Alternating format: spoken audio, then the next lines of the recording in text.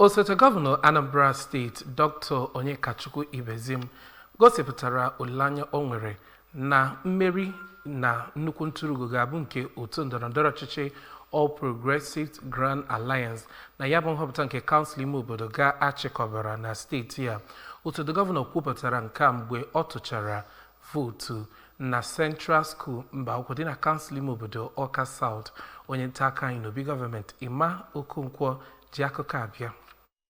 Dọkịta Ibezim kọwara ya bụ nrọpụta ndị ga-achị n'ogogo nke okpuru ọchịchị dị iche iche dị na steeti a nke emerube na mba ukwu dịka ihe udo na ihe nhatanha chere n'oge a na-emerube ya ma too ndị ọrụ Anambra State Electoral Commission ANSEC maka mbọ ha gbara ịhụ na ha rụrụ ọrụ ha otu esi wee tụọ anya n'aka ha na ya bụ ihe mmemme nrọpụta. Ụfọdụ n'ime ndị bịara ịtụ vootu ha na ya bụ ihe mmemme ndị gwara ndị ABS okwu ndị gụnyere Maazị Eric Ibezim, Oriakụ Edith Oghala toro nnọọ Gọvanọ Chukwuma Soludo maka ịhụ na emerube ya bụ ihe mmemme nke emedebe na steeti a n'afọ dị iche iche gara aga ma kwue na ya bụ ihe mmemme bụ nnọọ nke udo chiri n'ime ya na mpaghara ebe ahụ site na mba ukwu nke dị n'okpuru kansụl Ọka South. Abụ m Emmanuel Okonkwo.